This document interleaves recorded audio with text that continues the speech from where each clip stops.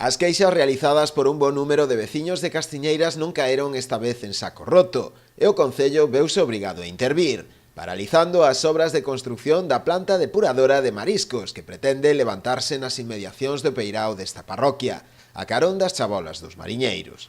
Ao parecer a actuación carecía da correspondente licenza municipal, un feito que dende a oposición cualifican de grave irregularidade. E calquer veciño de Ribeira quere facer unha obra, ten que ter o seu permiso, pagar as súas tasas, colocar o carteliño de número de licencia o que está facendo ali, e resulta que nos encontramos cunha obra que está horadando aí na costa, sin permiso, sin o cartel e sin ter pagado as tasas.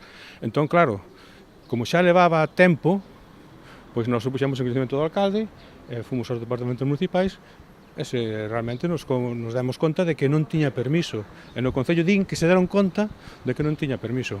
O que a nós nos extraña é como é posible que se este facendo unha obra desa envergadura e nadie se entere. Por iso temos serias razóns para dubidar dos controles que exerce o Concello de Ribeira sobre as obras que se realizan no municipio. Dende as filas nacionalistas pregúntanse tamén cales son as responsabilidades de Portos de Galicia nesta actuación, por non velar polo cumprimento da legalidade. Como pode ser que se este facendo unha obra en terreno portuario sin licencia municipal e Portos non diga nada e mire por outro lado? Quen é Portos en Ribeira? É o dono do Concello?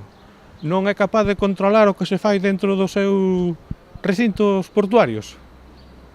Calquer persoa, calquer industria pode ir ao recinto portuario e facer unha obra sin o permiso municipal? O BNG ribeirense anunciou que seguirá a traballar para tratar de aclarar as posibles responsabilidades do alcalde neste asunto, como máximo responsable de urbanismo.